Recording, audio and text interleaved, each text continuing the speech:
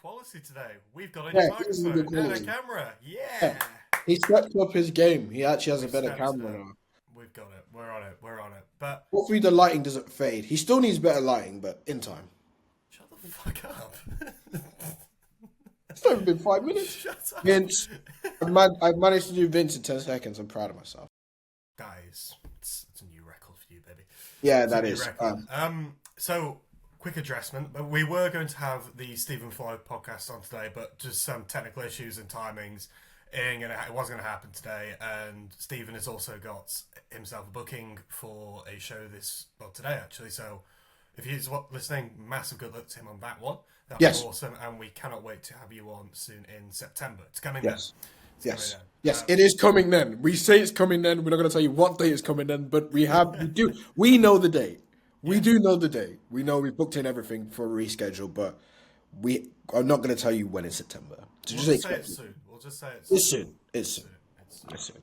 I mean, they could easily predict when that's going to be now. Yeah.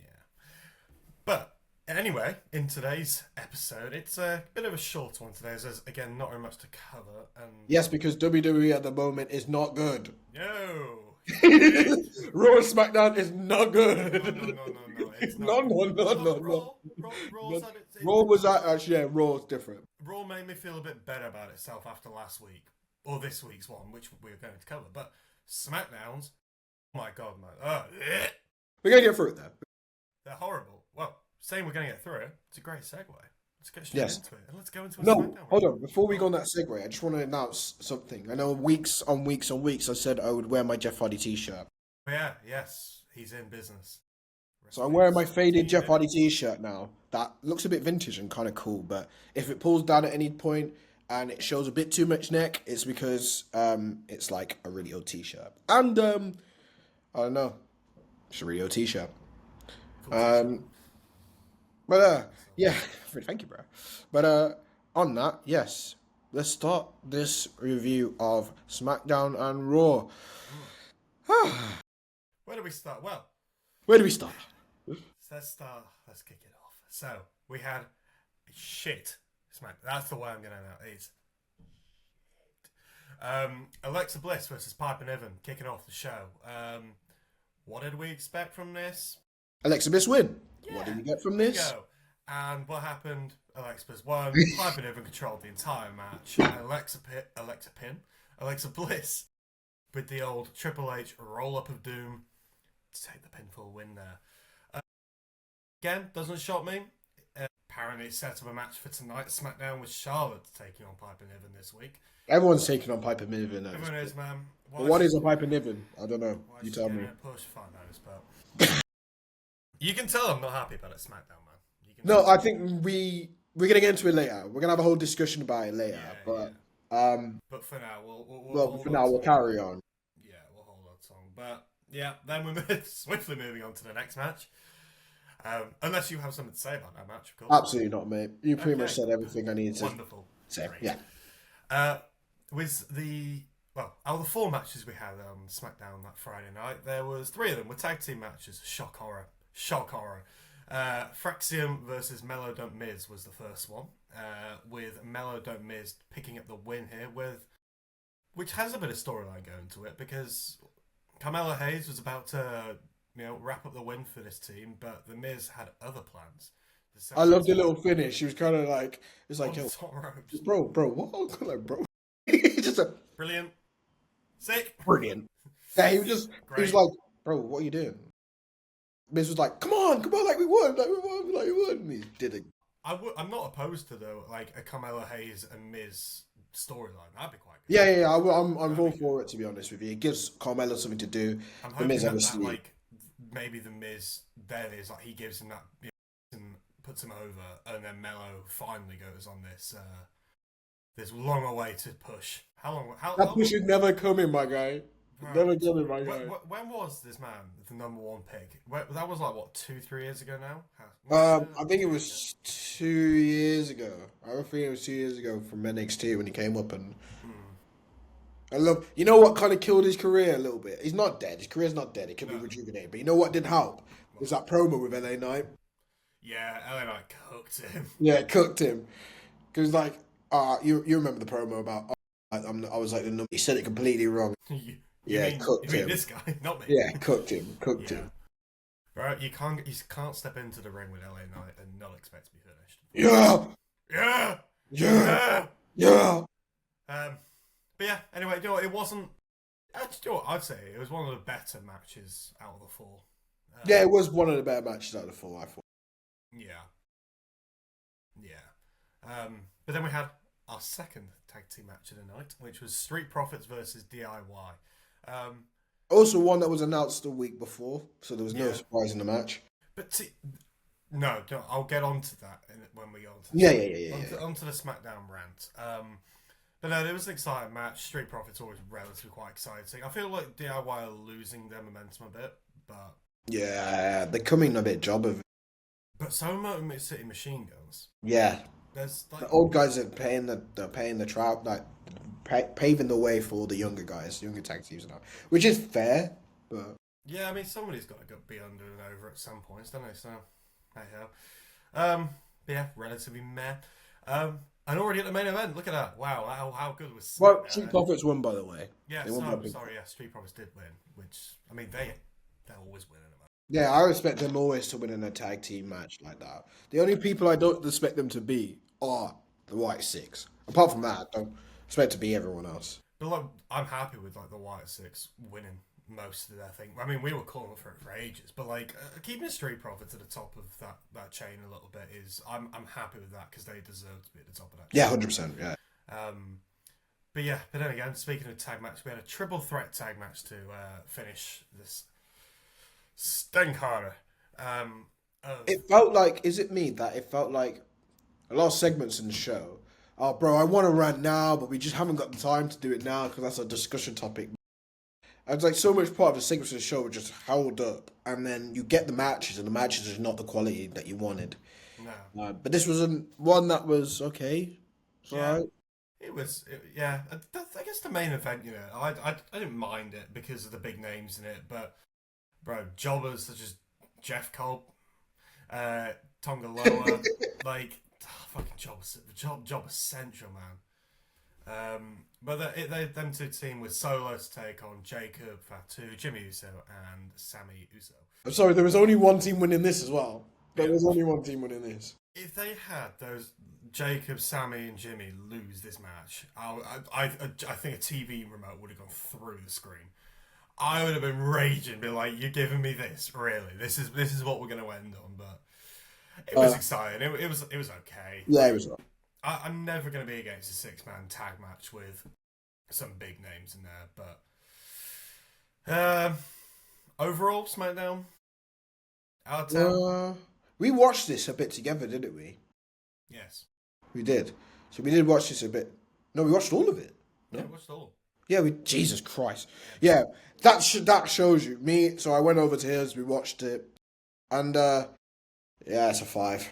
Yeah, bro, we have to do some other activities during that time, like drinking. Bro, you could not drink during that episode to get you through. Yeah, it's just drinking consumption, alcohol drinking is not advised unless you're watching Friday Night SmackDown. Then it is fine. Because Stone Cold said so. Anyway. One beer. What? Another beer. What? How many beers did we have that night? We had like 6 Coronas. No. Oh, goddamn, remember. I was So yeah, moving swiftly on to something that's a bit raw. Actually, Raw was a bit more entertaining. Yeah. It was a bit more exciting, and it was a bit more worth our time talking about. So we're going to talk about it. So we started first by hearing The Vision. It was mainly just basically a promo from Paul Heyman. He's basically just hyping up everyone in the stable, which is great. It was fine, and that's fantastic. Seth's about to speak at the end after he's getting lauded, and then Yeet comes out. Comes out from all the way in the crowd. I love Jay's promos, because Jay's promos, you don't know if he's missing lines, you don't know if he's just thinking of lines on the spot, you don't know. Improvisation is wild. You don't know if he's not going to even say anything, but it's good. It keeps you captivated. It keeps you wanting to watch what he's saying. I mean, the fact that he can film most of his promos with "yay," It's a skill, isn't it? It's a skill. It's a skill. it's It impressive. gives the same what Stone Cold treatment. But Jey Uso was on Braun Breaker's ass. He was basically like you, and I think Seth was a good hype man to that as well. Basically being like, "Yo, you This see what man he's saying hates about your you? family. He hates This your man talks family." shit about your family. And Braun Breaker's like, And that set up a great entertaining main event. And the main event would be seeing Jey Uso versus Braun Breaker for the Extreme Rules match, which we'll cover in a bit. Can I, before we move on to the first match, by the way, there is one thing I'm not liking about the Vision and Raw at the moment. I think. Bro, can't you let it wait? No. All right, okay, go for it. No. We're ranting on SmackDown. We'll let slide for the time being, I think.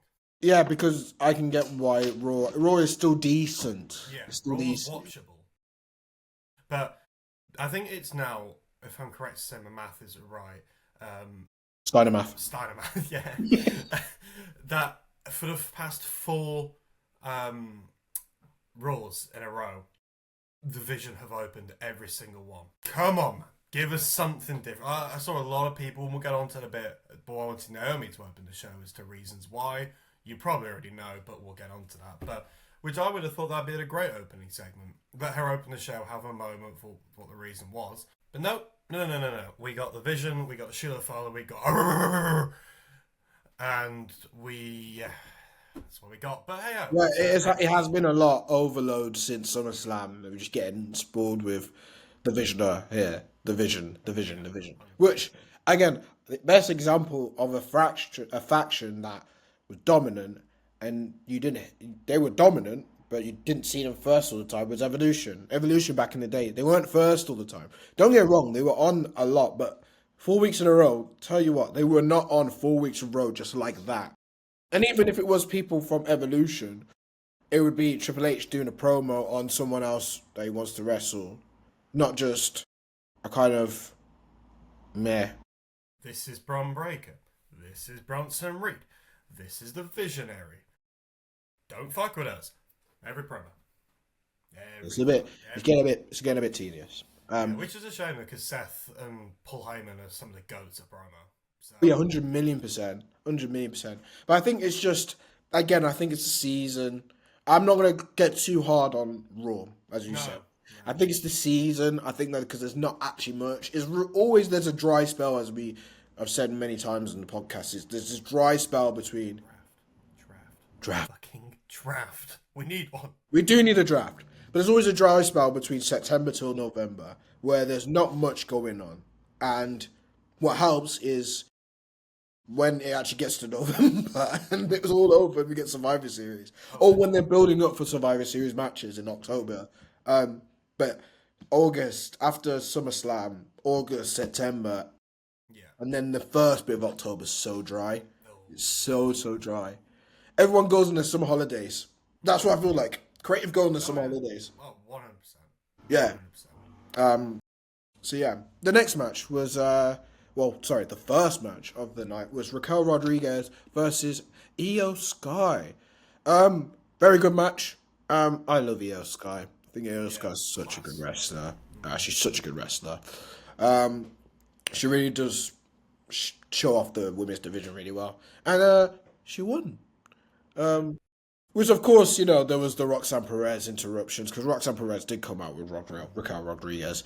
Rhea Ripley as well. Rhea Ripley, yeah, at the end. But that came after basically Io Sky won, doing that, celebrating.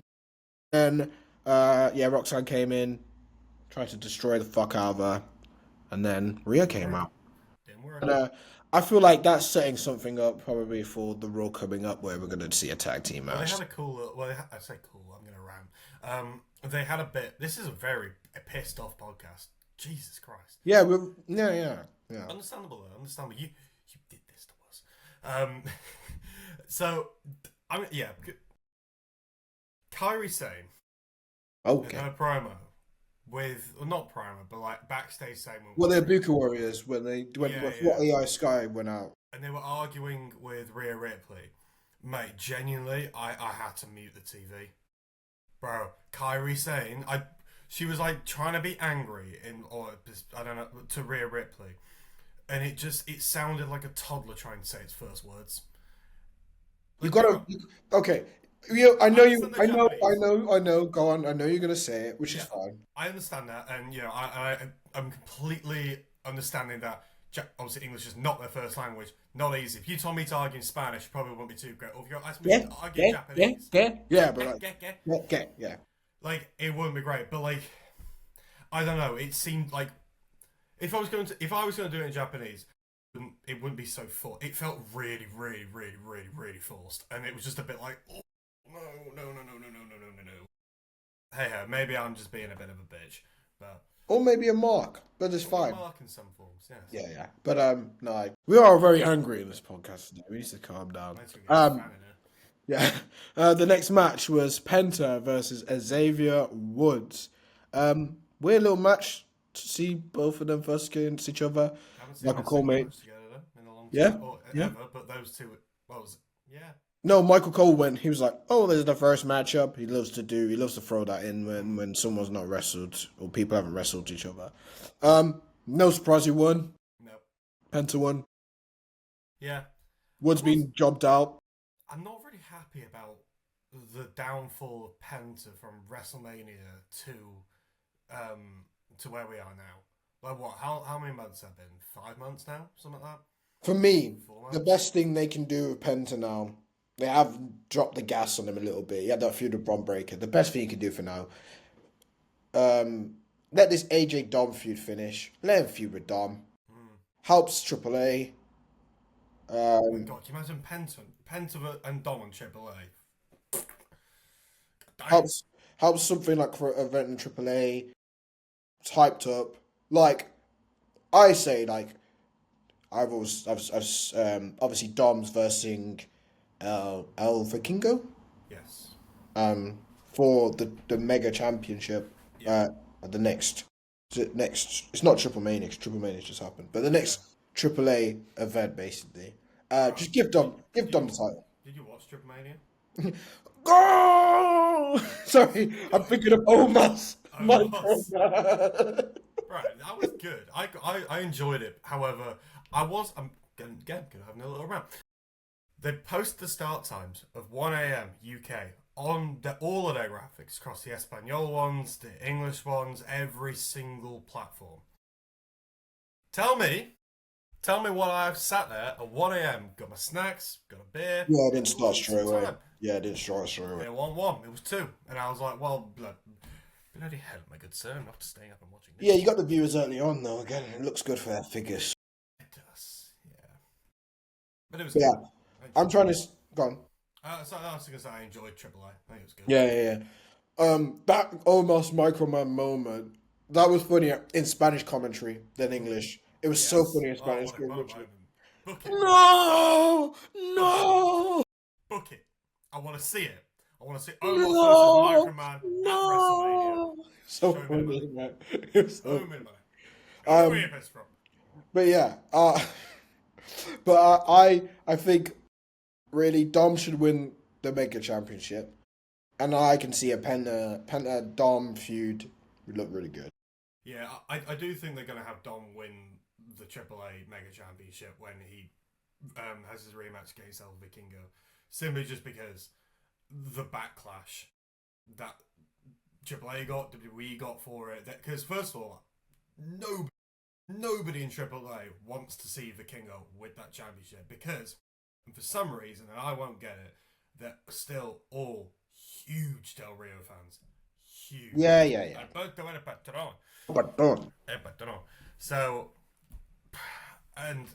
So I think that's the reason why they made the probably. matchup. And they wanted to get Alberto out. But the partnership. I've heard Rey Mysterio said he's going to do everything in his power to bring Del Rio back. So whether that gets past Hunter's little fingers, I don't think so. But that's too controversial for me. Yeah, Brock was enough controversy. You want more. You want Bro, more lawsuits, fam. personally, how much I loved Del Rio's character before, Yeah, I loved our the Del Rio trafficking character and in all that. WWE. Yeah, but apart from all that crazy stuff with Bro, Paige and I all do that, not want to see him on my TV. yeah, it's a bit crazy. I can't lie. I don't really want to see Yeah. him either. Again, great character when he was in WWE. Oh, bro, it's a kid. Multiple time world champion. Mm. Well, it's like I saw a thing. It's going to relate to really quick about Hulk Hogan, people like controversy and all that. And I saw a really good comment about it, actually saying, "Rest in peace to Hulk Hogan and the character that he was, but fuck Terry Bollea." Yeah. And I could not agree more with that sentence. Like, but this is the same thing for Alberto Del Rio. As a character, fantastic. As a person, shocking human being. Well, that's why when we did our tributes to Hulk Hogan, although we said controversially, we kept it at Hulk Hogan. We did not mention Terry Bollea because if we mentioned Terry Bollea, two different people. Yes. I think that's a deeper thing in general. Is like you always struggle to separate the wrestler from the person. You can see it with Chris Benoit, great example, great wrestler, great technical wrestler, one of the greatest technical wrestlers of all time, but a horrible person. Yeah. Like Shocking. it happens, and that's in loads of industries. You see it in media industries, you see it in sports, you see it in every industry. You see it in music, you see where like it's hard to separate sometimes the artist from the art. The only person I will say who is a fuck you to both, Vince. Yeah, Vince. Yeah, Not a good dude in the industry, and a character was just. my Vince alert jokes. Yeah, my Vince alarm alert jokes. Where I say it at the start, at the beginning of the episode, it's to create awkwardness because Vince was a horrible person.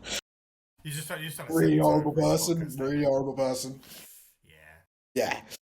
Both as a person, but no, don't worry. We don't know the line. We don't know where the sways the line because it's not his character, but it is his character. But it's not his never character. his character. No. So The next match was the Judgment Day versus Dragon Lee and Mr. Iguana. I didn't know this. Yeah, neither did I. Not a Neither do I. Mr. Iguana, he's so green. He's so green.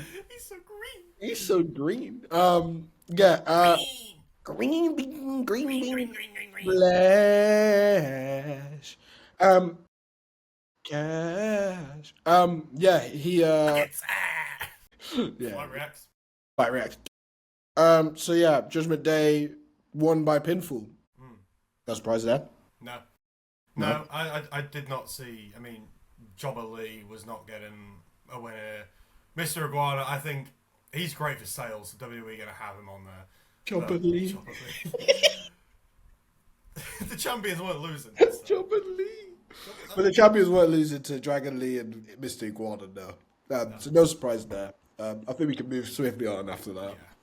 Yeah. So then we had a women's Intercontinental Championship match. It was Becky Lynch versus Natalya. So one half of what's their tag team called? Basically, she's done a tag team with Maxine Dupree, And Otis. Otis. No, Akira Tozawa. Yeah. Otis even, is he still in that? No, he's come back. Was he injured? Yeah, he was. I didn't know AAA. I just thought he just hasn't been used for a while. And they were like, Yeah, no, bro, can't lie. Don't know. They're both jobbers, so. But yeah, no surprise. Who won the match? Becky Lynch. Won by submission actually, which made a different change. The disarmer. Yeah, which made a change to what we've been seeing the whole night and the last 2, 3, 4, 5, 6 WWE events. As of recent. Yeah, not much. But yeah, Becky Lynch still champion. I'm excited to see what our next feud is going to be. This one's a bit dry. Yeah. I mean, I think it's because Nikki Bella came out and attacked her after. So Yeah. I think it's setting up for an IC title match between Nikki Bella and Becky at Clash in Paris. Which, if that happens, feed me Nikki Bella with the championship, man. I need to see it. She would look good with an Intercontinental champion. Calm down, buddy. Down, boy, down. Come on, bro. I'm calm. Down, boy, down. Down, boy, down. No, I could. But it's a good way to move Becky on something else, but also start something great for Nikki Bella finally, because she hasn't been around as of recent for a long time. So, but soon she seems to be back in it quite full time now. I reckon, yeah, it's a good way to get her going. Yeah, and also, she's so over. Always has been so over. Yeah, she has. You So can look, but you can't touch. Do the dance. Do it. Do it. Do it. But yeah, hopefully she does, have a little run with that. I would love to see that. I don't really know what they're doing with Bailey anymore because she had a little segment, like a little promo segment, but that was about it. Like, but I thought they were leading up to Becky Bailey again. I see Becky Bailey, but Intercontinental Championship. Clearly, that's probably gone flat. Or maybe it's still a thing at Clash of Paris. Maybe she interrupts or something. So, who knows? Who knows? The next bit actually was really nice. It was really nice. Speaking of championships. Speaking about championships. So, Naomi addressed the Women's World Championship. It was rumoured. We rumoured it. The championship, did she? No, they addressed... WWE Universe. Yeah, WWE Universe. About the World Championship. Yeah, by the way, I'm going now. Imagine this is her belt. No. I'm pregnant. But yes, we did address it weeks ago. It was done so well as well. Like, but it was done really well. Yeah. Big Jim. Yeah, Big Jim. No, Yeet. Well, can I? What's Jim? He's Yeet. Is he Yeet now? Will Yeah, you say he's Yeet? Yeet, Yeah, we'll say that. Yeah. And yeah, it was nice. Little Netflix and chill. Netflix and chill. Little Netflix and chill. But yeah, she's pregnant, so the title is now vacant. Which I'm now interested to see if they're going to do a tournament or what are they going to do for that? Because they've not actually announced anything for that yet. I think they're going to they're not going to do anything with it until after Clash of Paris. And if I'm correct in saying, is it Wrestlepalooza or is it... Wrestlepalooza, yeah. Which we'll get to. Yes, but is that the next one or is it Crown Jewel? No, it is... Is it Wrestlepalooza after this? Research time! Google! Turn my fan off. A little bit lower. It is. Let me cook. It is. No, it's after. Crown Jewel's first. Yes. No, Okay. Crown Jewel's after. Okay, right. So WrestlePalooza, and I think, yes, I'll do a tournament. Crown Jewel is October 11th and WrestlePalooza is September the 20th. PLEs, baby. Yeah. But yeah, it was... I reckon, yeah, maybe Crown Jewel in... I think it gives a bit more prestige to the title if they do it there. But WrestlePalooza, I also feel like, yeah, it's a good point to do it there. Because it's the first one they've ever done, so I think it'll be like an impact statement to have like that championship be made there. Yeah. Fuck knows, but yeah, we're going to get onto WrestlePalooza in a bit. But to cover the last match, which was an Extreme Rules match, it was very exciting to see a different stipulation match and a match that you would stereotypically see on a pay-per-view or PLE, sorry. And it was nice to see on just a normal Raw. And it was Jey Uso, Braun Breaker, as I said earlier. And good match. A lot of action, hard-hitting things. yes. I saw Yeet, man. Yeet. I saw Jey Uso win. Which again, I kind of expected him to win. I would imagine they're going to book him weak coming to Clash of Paris. I had no idea who was going to win this. Really? The point of it, yes. But now you mentioned Clash of Paris, it makes a lot. Because he's gone through the world title. I couldn't see him losing. But it was still a great match. I think that really helped the Raw. I think Raw was decent anyway, but that really helped the Raw. But yeah, that was the Raw preview. What are you rating that, mate? No. What? Yes, The Roman Reigns came back. The OTC 1 came back. Yes. Destroyed Braun Breaker. Destroyed. But it's nice to see him back on. Well, I'm saying, I swear every appearance of his is a return, isn't it? But he's in it now in his first singles match since WrestleMania 40. Taking it on Big Bronson Reed at Clash in Paris. So it was nice to have him back. That's a squash. Yeah. If Roman loses that, I'm intrigued to know what Triple H is smoking. Yeah, it's that finest crack if it's the case. Yes, but it's so weird how they're booking the Vision because they're booking Seth so strong, but book Bronson Reed weak. Yeah, and they're not. Book Braun Breaker week. They're getting is like after matches where they've got to go and beat already a practically half dead person up. Yeah, it's like a weird booking there. Like Seth booked ridiculously strong, as he should be. But I expect the other people in the division to also be booked strong, and they're just not. I thought they were going to be like a Shield in some form or way. And Yeah, like, no matter, something like that. well, because all of them, I'm destroying people beforehand. But now you've got Braun taking losses like there's no tomorrow. It's like, I don't feel that. But as you were saying, about Raw's rating, I would give it a solid 8.5 out of 10. I enjoyed Yeah, it. 8.5 out of 10. I didn't rate SmackDown's one, but it's at least a 3. Maybe even lower. Genuinely. I was generous and said 5. But, Bro, I might even go with 2. You're not even saying 5. 2 is stinky. Which leads us to the next point. It's stinky. Leads us to the next point. I love on Friday. We watched it. We didn't really react to it. We were kind of too probably drunk because you were trying to get through it. And then it got to the Saturday, and then it was calm. We didn't talk about it. Sunday, we didn't talk about it. Monday, we watched Raw. Then the Tuesday, you text me. You were kind of like, we need to talk about the current state of how SmackDown is. I was not happy about it. Maybe Raw. It's booked weird. We could go through the list. So, like, we'll start with the SmackDown for a perfect example. Pipe and Iving. Don't know what they're doing with that and feuding that. Makes no sense. What is a Pipe and Iving? There's nothing to that. It's dead. Make it go on a singles run. Go and be like just put it, as we said before, put her against like Nia Jax in like Clash of the Titans match. Yes. Cool. Make it look awesome. Ridiculously strong. Yes. But she's just Jobberville. What's the point? 100%. What's the point? Another thing is tag matches. There's too much tag matches. Yes. Relax on the tag matches. We're not Teddy Long. Teddy Long's not here no more. He's enjoying retirement. Like, we do not need to do tag matches. I feel like it's their way of like, I don't know, get as many superstars on a smaller card now, because obviously SmackDown was reduced to 2 hours and 3. But still, I'm not tuning in to watch 4 matches, first of all, spread over 2 hours, 4 matches, come on, and 3 of them be tag. Throw a stipulation there.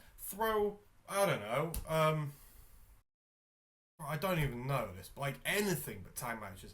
And also, if you're trying to sell tickets, you don't advertise, Mello Don't Miz are going to be taking on the Street Profits next week. Tune in. No! I'm not tuning in. I don't care. I don't know. Do a tables match. Add some spice. Add some seasoning. Yeah. I don't know. Make some new tag teams with some big people. Do you know what I mean? Like the biggest tag team in SmackDown, you've got, I'd say, the MFTs, Street Profits, and the Wyatt Six. No one seems to be beating the Wyatt Six. Happy with that booking, fine. MFTs look like a bunch of weirdos dressed around in lycra and following Jacob around. And the Street Profits are good. They're good. But they're really, they're like main attractions when they're in stipulation matches. So book them like the Hardy Boyz or the Dudley Boys, where they're in stipulation matches practically every week. I mean, yes, it's hard on the body, I get that, but like, I don't know, man. It's so repetitive. It's like sometimes when I'm doing our notes and going back through them all, sometimes I genuinely have to, when I'm rewatching the SmackDown, like, was this last week? Or was this the week before? Yeah, because you see so much things that similar, literally. And it's not just a SmackDown. Like, again, we mentioned about Raw. Everything on Raw. Why am I seeing the Vision on every week? Dead. Boring. You got pointless people in pointless matches. You got people also that have been booked really well. Okay, New Day. I told you Xavier Woods. They were booked tag champions literally, a month and a half ago, yeah? Booked them so weak now. They're in Jobbersville now. You're putting them in weird matches. Yeah, you're putting them in weird matches with weird people as well. Like Penta, fantastic, but Penta should be doing something more valuable than what he's doing. Yeah. I'd rather Penta be versing someone in contention so we can get an intercontinental title spot, like a ranking system, something a bit more, like UFC power ranking. Yes. See that right there. It's TKO. They're literally in the same company. Like, I don't. But it works. It works. And if they show like every week something like, here's the current state of the SmackDown rankings, I'd be so much more intrigued to be, Fraxium are 5th now. If they win, then that'll put them up to 3rd, hopefully. So therefore, and you can, it doesn't. I mean, it does become a bit more predictable. Not I in terms of don't know. matches, I don't know if it does. but in I'll terms of disagree. like the booking, it does a little bit in the sense like you know what's going to come soon. But then again, is that good in terms of what I find a lot of the issue is there's not enough hype at the moment built around storylines. If you had power rankings and you could see, as I just said then, well, Fraxham are fifth, so maybe if they win this one, okay, they won that one, so now they're third. From there, you then get automatic hype without even having the story. The hype is already there, like, oh shit, they're on the run, and we can visually see what what the booking people are thinking. Do you know what I mean? And it keeps you in the loop at all, and it's not. We're not in a position of with the tag team situation right now. I don't know who is it like the next contender, who's better than who. Makes no sense. No. I think it adds more legitimacy to the product as well if you have a ranking system. Maybe we start doing that. Maybe we make a graphic and start doing power rankings. I'm happy to do that, but again, it's not a bad idea. I'm happy to do that, but again, it's unpredictable nature from WWE to know. Oh, this person's in a ranking one week and then they've completely fallen off the next week. They could be in literally fifth, right? Oh, yeah. And literally be go all the way down to 10th and then out the week after just because of how they're booked. I think, bear in mind, they're in the same company. They're owned by the same company. I would just imagine that WWE to add a little bit more legitimacy to their product and have a ranking system where, again, you could have maybe third rank for the Intercontinental Championship versus eighth. Like, that could be a thing. Yeah. And again, the booking should still be the same. I'd be like, oh, third would win. But then sometimes you could get probably the person that finishes eighth win. And you're like, wow. And then still you could then ties into storylines to be like, all right, you got that power ranking. Like, you've beat me. I'm third. You've beat me and you're eighth. I'm going to interrupt your match when you verse someone that's fourth. For example, the eighth person versus fourth. Like, adds a little more legitimacy. Credited AEW when they first started because they had a win and loss column. I think that's really good. Yeah. A win and loss column because, again, adds legitimacy. WWE probably needs to just probably add a little bit more legitimacy to the product to make it a bit more like enticing because 100%. Again, it's just flat at the moment. I don't really know how to improve the flatness. SmackDown's God. I mean, SmackDown is worse. The only thing that is saving SmackDown at the moment is John Cena. Yeah. If Cena was on, no, but Cody's hardly been there. Cody's hardly there, and he's the fucking champion. Yeah, of the literally not of the company, but especially of the brand. Like, I mean, you know, you've got your Drew's great. You know, love what Drew's doing. Cody's just, like, I get it, but if he's the champion, no. I get with champions that and it was said in Unreal actually, that if you have them there every week, they don't become much of a staple anymore. If you have them for special appearances and and they're not there every week and it's like a bit of exclusivity to them, I'm like, yeah, I get that, I do. Yeah, I get that. But when the champion only defends on PLEs, shows up at the same segment every single week, it's like, come on now, like. Yeah, they're and to go as far as say Logan Paul is actually one of the biggest attractions of SmackDown right now, sort of shows how in the bin I mean, and we aren't Logan Paul haters by any stretch. We're actually probably one of the biggest advocates going for him to be pushed and go to the top, but that's saying something. And as you just said, you don't know how you're going to fix. I wouldn't know how to fix this situation. Maybe with the power rankings. It's a mad thing because I think of like the Ruthless Aggression era, and then they had to SmackDown 6 versus people carrying on, and you'd have them people on rotation just in tag matches, normal matches and stuff, but it was entertaining because the wrestlers, and it's not knocking the wrestlers' ability because the wrestlers are good. It's not that, but it was just booked better. It was booked way better. Oh, I remember the time in Madison Square Garden where you had John Cena and The Undertaker. Both the world champions in the team. You then had Jericho on another side, and you had DX on the other side. You had a WWE champion, World Heavyweight champion, the United States champion, the WWE Tag Team champions, the World Tag Team champions, all in one fight as your main event as a triple. Like, you would never, ever get that these days. You can't. Can you remember the last time you've seen the WWE Championship defended on SmackDown? No. I can't tell you. World Championship, I probably... That's defended quite a few times. That's been defended, and I have nothing wrong with that, to be fair. That's what it should be like. But SmackDown-wise... Yeah. But have you noticed how a lot of people in, like, online... No one slates the World Championship run.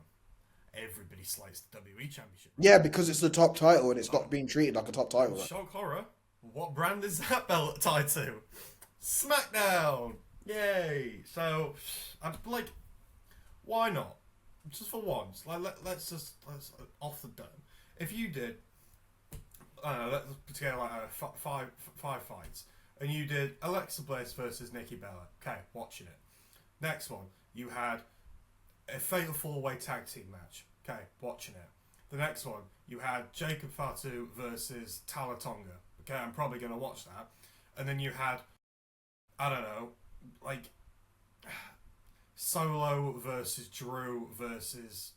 US title match. US title match. US title match. US title match. It's a title match. How hard is that to book? And I've just come off with that at the top of my head. Yes, it's like, I know the booking people, or the writers will be like, oh, that's a lot of things you need to exclusivity and the premium value to it. But it's like, but they are, I feel there's a big sense of them depriving the fans at the moment, and like, they're really being like, well, you're gonna watch, so we'll do what the fuck we want. Yeah, and that was, well, it was like a lot in the Vince era, and I hated that. Yeah, and but there was... And it put a lot of people off. A lot of people stopped watching. Yeah. Was definitely one of them. You were definitely one of them. Yeah. It was like a period where you stopped watching because like, this is the same. It's boring. No, but it's like, for example, SmackDown tonight. It's on at a UK time, and it's crazy me to say, it's at a UK time where it's so watchable in terms of viewing, but I don't want to watch it. Yeah, it's a struggle. Since I've come back to watching wrestling about 3 or 4 years ago, I would say this is probably one of 3 shows I can remember that I've gone, I'm actively not interested in this. And it's sad as a wrestling fan. And a person that does a podcast as well. Yeah. It's peak to actually have to say that. It's like, if we did a football one, it's like, rarely am I going to go, no, I'm going to watch Everton today. You're going to watch it. There's going to be something. There's going to be something that gives a bit more entertainment. There is. With SmackDown, it's not. Raw, I can defend Raw because Raw do have title matches. Again, Extreme Rules match, Intercontinental Championship match, entertaining stuff. Very entertaining. Even if the matches weren't necessary because of the participants in it, weren't necessarily incredible. At least they have the stipulations, or at least they have interesting matches in it. Not just tag matches like SmackDown.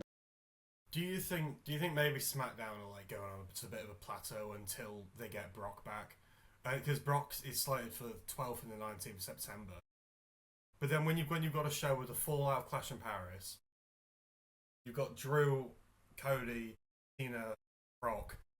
Then you've got... This is why I was saying to you earlier, like, we need a draft. Because without a draft, right now, Raw is so loaded with superstars. Loaded. SmackDown just isn't, man. I remember... We had it with Sami Zayn. Like, Sami Zayn going to SmackDown. It wasn't even announced, but they said, oh, no, he's on SmackDown. Yeah, and LA Knight seems to be appearing on SmackDown half the time. He's a Raw wrestler. Like, it is sporadic, and I don't like the inconsistency. Like, mate, we called it from like the second, third week of the pod that we need a draft. We did, yeah, and we still haven't got it because we still said ain't maybe got one. SummerSlam it'd be around that time. But yeah, but no, we do need one. We do need one. But that's the rant over, I guess, for the current state of WWE in terms of SmackDown and Raw. But we're going to go to something fun now. Yes. We're actually going to do a top 10. We are. We're going to do top 10. Speaking of slating tag teams, we're going to talk about some tag teams. Tag teams. It is the top 10 greatest tag teams of all time. Good segue from you, that one. Right? Opinion. That's a good one from you. Thank you. Ha, ha, ha, ha. Thank you, good sir. Thank you, good sir. Right. So, you know the dealio if you watch the podcast weekly. If you don't, this is our top 10. We basically go band for band. We go band for band. We literally go and list our top 10 of a segment or a category. Our category today is tag team wrestlers. So, yeah, do you want to go first or you want me to go first, bro? I will. We're doing... Honorable mentions? No. Okay, cool. I'll do my honorable mentions later then. Cool. Right. So... You have no honorable mentions? Nah. So I do mine. Go on. Over mentions. The world's greatest tag team, Charlie Haas and Shelton Benjamin. I love their tag team underneath Team Angle. DX. Technically, I have not put them in because they're a faction. Unless you're talking later 2000s, 2010s, yes. Yeah. Yes, but technically they're not a tag team. But there's a tag team within that tag team. I'll get to that. Brothers of Destruction. Yeah. No. That's if I was gonna have honorable mentions, because we were talking about this before we came on, we were just having a little chat. And I said they didn't do enough as an established tag team. Yeah. Shoot me if you want for that, but they didn't. So yeah, very well. Los Guerreros. Yeah, good tag team. But again, wasn't around long enough. APA. Yeah. Found out, I Google searched it, they only won the championship once. British Bulldogs. They got close to going in, to be fair. Radar KO. Yeah. Good tag team. And funny enough, the last one, which I think probably would have been one of the greatest tag teams if they carried on. Sorry, Rock and Sock Connection. That was the next one. Yeah, and then one tag team now, which was really good if that one person didn't get injured. The two-man power trip with Triple H and Stone Cold. That would have been dominant. To that, I've got a last-minute honorable mention. Go on. Batista and Rey Mysterio. Yeah, fairs. 2007, 8. Not around for much, but we're entertaining enough. I haven't put DX in the list, but I've put someone from DX in the list. Okay. So you get the gist. Well, I'll kick it off then. Seeing as you went last week. So number 10. The reason why they are 10 is because, again, it's not really. It's the Shield. Not really a tag team faction, but Roman and Seth won it. Seth was the tag team. Roman Seth was the tag team. So and Dean and Seth held the championship a couple of times as well. So, like, yeah, but again, I couldn't put them any higher just because there wasn't a definitive 2. That's basically what I've based most of my list of, a definitive 2. I've tried to do it on definitive. No, can't speak. Yeah, there you go. Thank you, mate. I've tried to do on strictly 2 people in a tag team. There's one that's a bit rocky, but there's most of it is 2 people. What's your number 10 then? My number 10 is the Steiner brothers, Rick and Scott Steiner. Very good in the 80s. Very good in the 90s. And then obviously they were a great tag team together. And when they went solo, they were amazing with the solo, but won multiple tag team titles when they're in the WWE. They're not better than the other ones above them. So yeah, that's my number 10. What's your number 9? My number 9 is Jericho. Break the word. It's a big show. Yeah. The reason why they're 9th, and I know if a lot of people did this list personally, they probably wouldn't have them in there. But the reason I've got them in there is just because of a bit of childhood nostalgia. They look cool with the belts, and then you had Chris Jericho, who held 3 belts at the time at one point. With that, didn't he have US Championship and the Unified Tag Championships? Yeah. They were cool, and they were booked around that time where you had the trend of a random Raw Monday night. By the way, they were around that time of when they were together. So yeah, I enjoyed them, but they had to go 9 higher. They were a good tag team. I did prefer Jericho Edge. Jericho Edge was a great tag team. However, obviously Edge got injured in it. Show Miz was also probably a person you could probably also another triple double champion. I think he's a US champion, and he was. I thought they held unified, no? No, unified tag team champs, but I think he was United States champion as well, Miz, at the time too. Yeah. Running theme, but yeah, fair enough. My number 9. Yeah. I feel like my earlier ones I've done are all old school tag teams, but I have to do them justice. It's Demolition. Very strong tag team in WWF back in the day, again in the 80s. Kind of were the longest reigning tag team title champions for a long time before it got broken by a tag team that is in this list.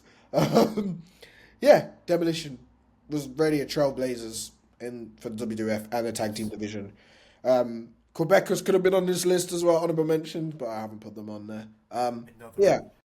yeah. But yeah, good tag team down mission, and big up. I've gone with my number 8 is the Road Warriors. Oh. I just love them. Bit of nostalgia. Arguably some of the coolest entrance attire you could get. Yeah. Yeah, very solid. Like the big arm pads, shoulder pads. Oh, dope.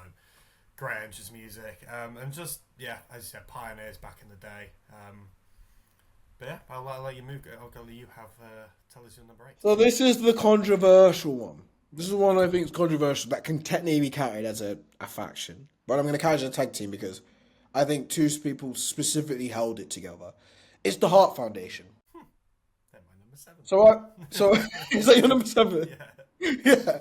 So I've done the Hart Foundation purely for the fact it's Bret Hart and Jimmy Neidhart. Yeah. They held it together. And it kind of just brought Bret up to be that next person. Yes.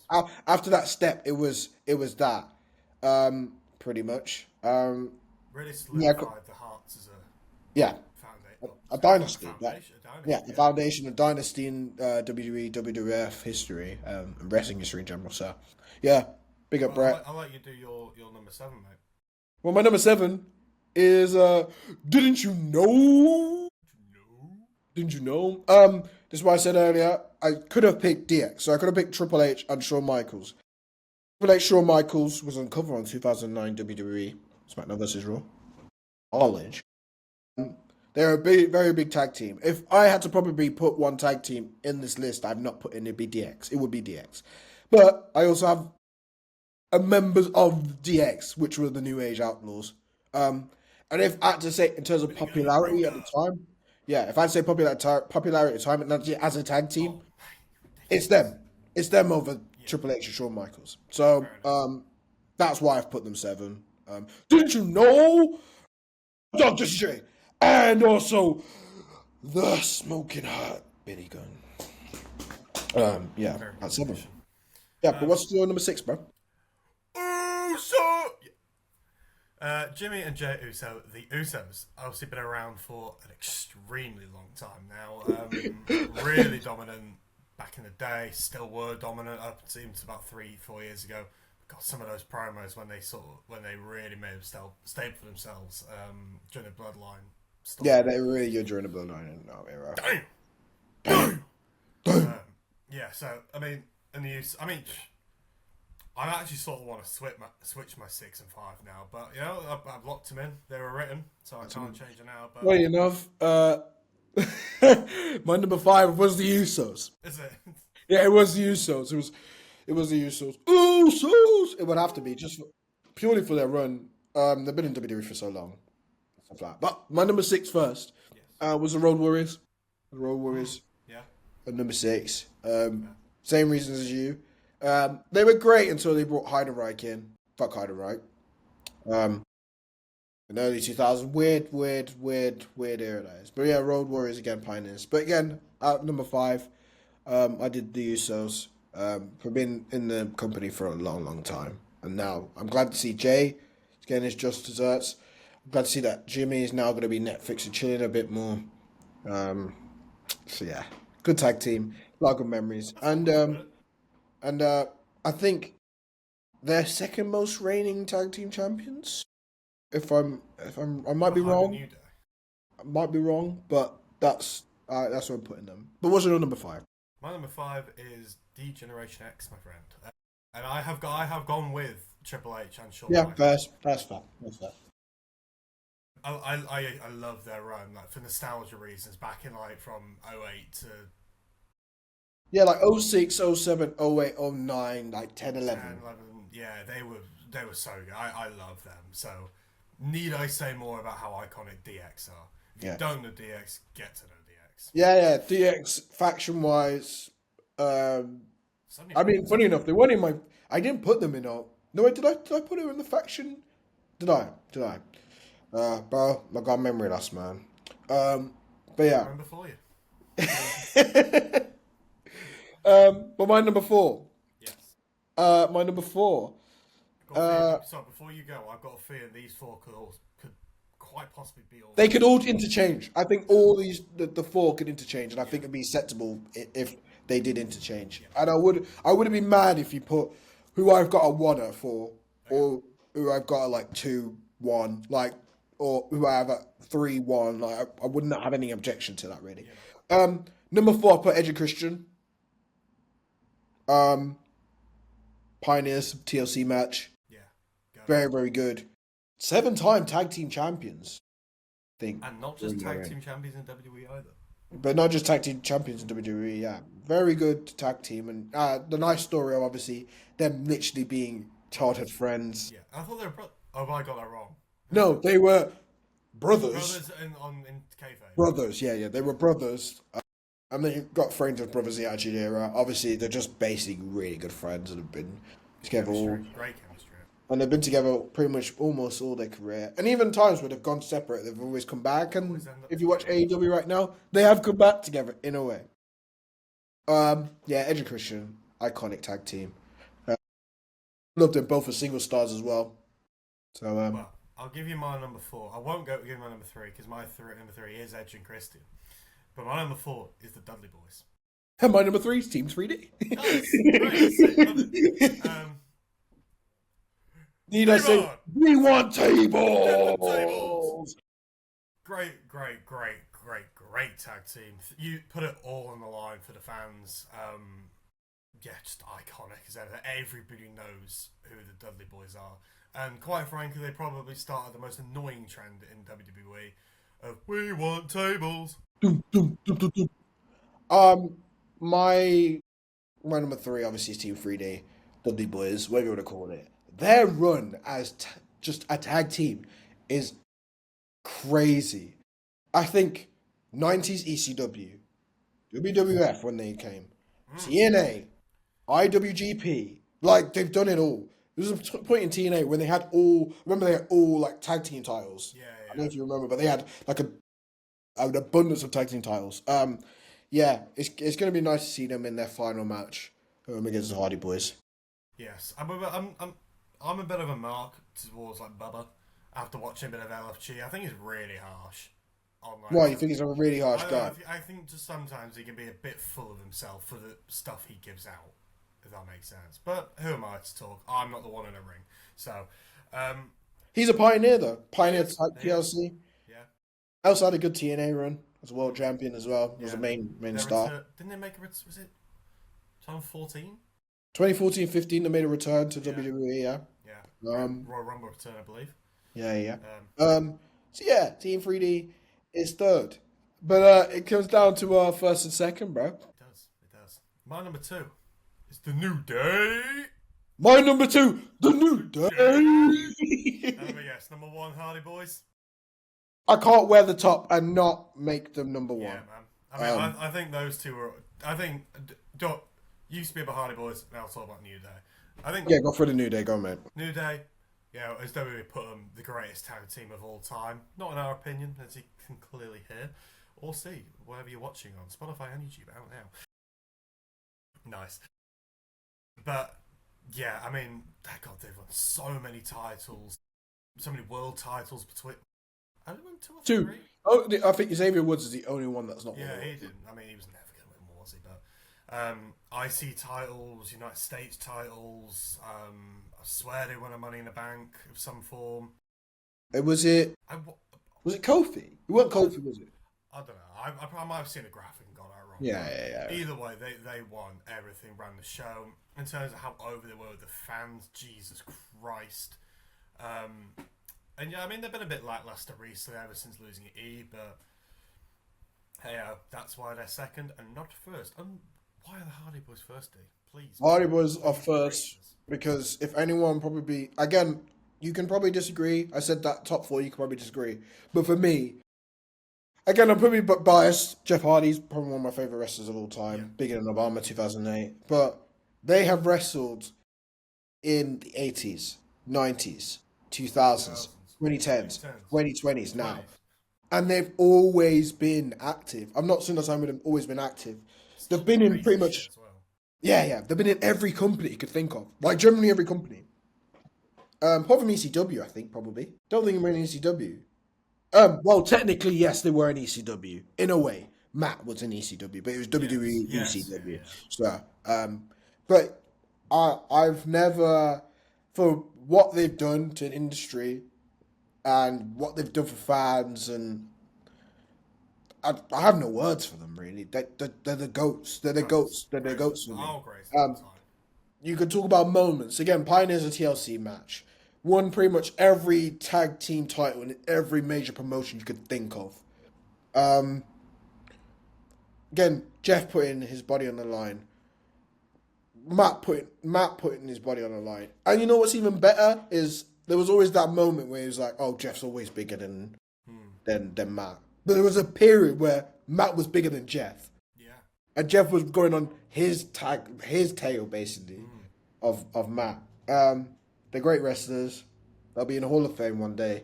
There should be on many Hall of Fames one day, and I can't see why else they would be anywhere else but first. No. But that's just my opinion, of Very course. solid lists, I believe. Very solid lists. But yeah, very solid list, and I'm very happy with it. I'm very happy with the list. So, on to the news as our final segment today. No Yes. line ranking today, as Yes. I've got a little holiday. So I've got to go busy. pretty soon. So, But blind ranking, you know what? We might double down on blind rankings next week, maybe. Maybe. Yeah. I'm not against that. But we'll give you the quick roundup of the news that's been announced this week. We have, well, you've already heard us say it, but the Wrestlepalooza has been announced. Very excited for this, as it's a brand new concept. What that'll entail, I don't know, but it's in Indianapolis, I believe. It's Indianapolis, September the 20th. It's a connection. It's the first pay-per-view between ESPN and WWE, and it's exclusively streamed on ESPN, but then it's also streamed internationally for Netflix. Yes. So as UK fans, we still get it good, baby. We still get it good. I'm sorry, US fans, man. It's Pete, Yeah, man. you guys have it rough. And we're the ones that stay until 3, 4 a.m. every week. Yeah, And you valid. still have it worse. Yeah. Couldn't be at your big age, eh? I'm excited to see what this pay-per-view entails. I'm excited to see what... Because Wrestlepalooza, it sounds like a big... The name seems big. Sounds massive. It's not WrestleMania, Yeah, but it sounds pretty close to it. So I don't know what it entails, how big it is. Indianapolis as well, which is one of the... I did see a post this morning that said, like, I think WWE have officially figured out now the big three cities for their PLEs. Riyadh, Las Vegas, Indianapolis, Vegas. yeah, Vegas, Oh, yeah. Yeah, Vegas, Indianapolis. Yeah. and Riyadh. Riyadh, yeah. Yeah. So, but no, I think Mad, it's good. it's mad how they've changed from, like, it used to be New York, Madison Square yeah. Garden. It used to be, LA. The lights bit of LA. yeah, they love LA. They love Hollywood. Yeah, they loved Hollywood. But yeah, that's crazy, isn't it? They've just changed now. But not bad crowds by any stretch. So, yeah. So we also have that ESPN deal, and the final bit of news this week is we have the date that none of us wanted to ever hear in our lifetime. You especially, me, I've got a bit more appreciation of it now. Yeah. But September 3rd. No. Whoa. December 13th. Put the date in the calendar. It's the final time. Is then. Final date for John Cena's retirement match, which is weirdly a Saturday night main event. Yeah, it's weirdly Saturday night main event. I don't know why it's not. Don't know how I feel about that, but Yeah, I guess it gives it some props to Saturday night main event because it gets a bit like higher up, gives it something. I'm putting it down. I swear to God, if there are any advertisements during that match, rage. Straight rage. There probably will be. But there shouldn't be. There shouldn't be, but there probably will be. But then again, imagine that for like a marketing deal for your company. Oh yeah, do you want the advertisement that's going to be on John Cena's final wrestling match? Yes, of course I do. Yes. Well, that's how much it is. So pay it up, bitch. Yeah, I'm excited to see. I wonder who reversing. Who do you think is gonna verse? I think Bron Breakker. You think Bron I Breakker? think- You I said think this it's gonna be before, I Bron. think. But Said this before. we spoke about this the other week, but he's not the passer.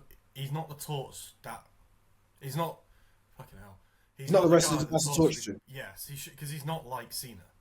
I don't know. Maybe. I don't want to see versus Cody again.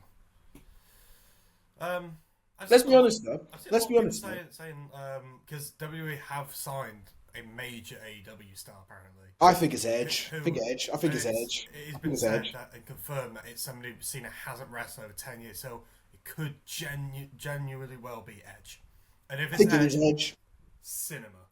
I think it is Edge. I think it is. Yeah. I think Edge will come for his final run and then he'll retire. I think it will probably be Edge. Do you know what? That'd be really nice though if Cena and Edge went out in like a final match together. Yeah, but don't kill it. Don't kill the Cena. Is that overkilling it? Or Yeah, is don't kill the Cena retirement match. Don't kill it. Don't that- double down. Don't double Yeah, down. it's not giving them both their what do you call it? Their flowers, Yeah, is it? because they both had great careers, but let's be honest, Cena's always been ahead of Edge. Like, he always has. As much as I love Edge, I love him. As much as I love him, and he's been face of all the baddie for WWE for many times, he's not Cena. So, let him have his own retirement match. But who do you think he'll face? Do you think it'll be Edge? Edge, yes. It's either Edge or... No, it's the Edge. Yeah, I'm gonna go with Edge or Braun Breaker. I would see Edge. I would love maybe a Brock, but I think they're going to save that for Crown Jewel. Crown Jewel. Yeah, I think they need Crown 100%. Jewel. But that Saudi money, that Saudi didn't... Galanios. Slow money. But, yeah, I say Edge. Just for the rumours and stuff, I say Edge. And it would make sense because then you've gone through every single major feud that he's been in throughout his career. Bar Kurt Angle, which... As well. Yeah. Well, if you want to know who John Cena's top 10 feuds are, go and watch our last podcast. Where we speak all about it. Good plug, bro. Good Thank plug. you very much. And on that great note... We're going to plug something else, aren't we? Are we? Yeah, the plug was going to be that we're just ending the show, but we want you to follow our Instagram, TikTok, Spotify, and YouTubes because we have so much more content on there than... We're almost at 100 followers now on TikTok where those numbers are going up.